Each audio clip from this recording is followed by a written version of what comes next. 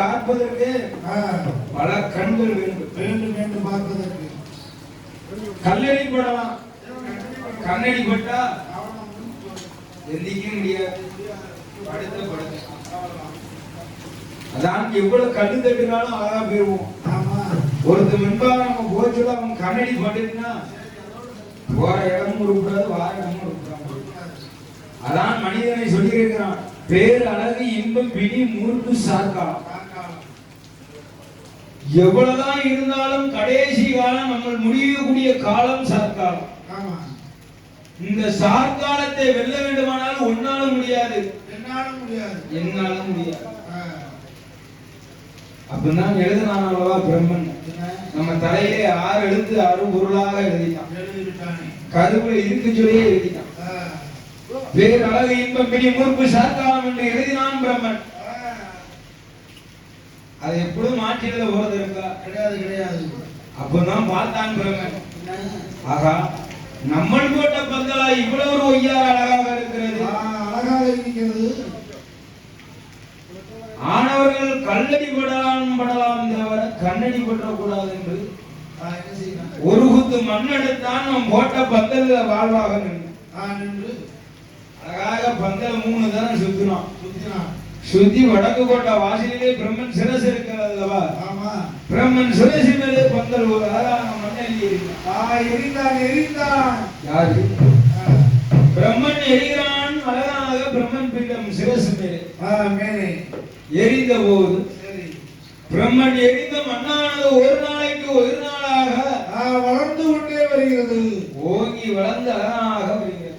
புற்றுக்கோளே இருக்கிறது. ஆகா, ஓராள் உயரத்தில் நம்மள் போட்ட மண்ணானது ஒரு பீடமாக வளர்ந்து நிற்கிறது, வளர்ந்திருக்கிறது என்று நினைத்து இது அருள் என்ன, பொருள் என்ன? தெரியும். அருள் என்றால் என்ன, பொருள் என்றால் என்ன? அருள் என்றால் தெய்வம் இருக்குதா இல்லையா? பொருள் என்றால் நம்மகிட்ட பொன் பணம் இருக்கா? அப்போ பொன் பணம் இருக்குன்னா கடைசி வரைக்கும் நான் கையை பிடிப்பேன். பொண்ணு இல்ல பொருள் இல்லைன்னா சந்தோஷமா கையை கழுவி விட்டுருவோம். நீ வந்தாங்க வரலாம் போனாங்க. அதான் அருள் என்றும் பொருள் என்றும் சொல்லி இருக்கான். அருள் என்று யாரும் பார்க்கணும். இதில் அருள் என்றால் தெய்வம் இருந்து ஆடும் அல்லவா? பொருள் என்றால் யார் என்று தெரியும் என்று அழகாக பிரம்மதேவனானவள் ஒரு நாளைக்கு ஒரு நாளாய் பிரம்ம பீடமானது வளர்ந்து கொண்டு இருக்கும் போது ஒரு நாளைக்கு ஒரு நாளாக அந்த பிரம்ம பீடத்திலே உயிர் நாமம் தோன்றுது. உயிர் நாமம் தோன்றும் போது நான்முகனான பிரம்மதேவனானவன் கண்ணால் கண்டு என்ன செய்கிறான் ஐயா? சிறுபிரமை கையில் எடுத்து அழகாக ஓட்டமும் பெருநடையுமாய் ஓடி வந்து பிரம்மனோட பீடம் பக்கம் வந்து என்ன செய்கிற பிரம்ம பீடத்தை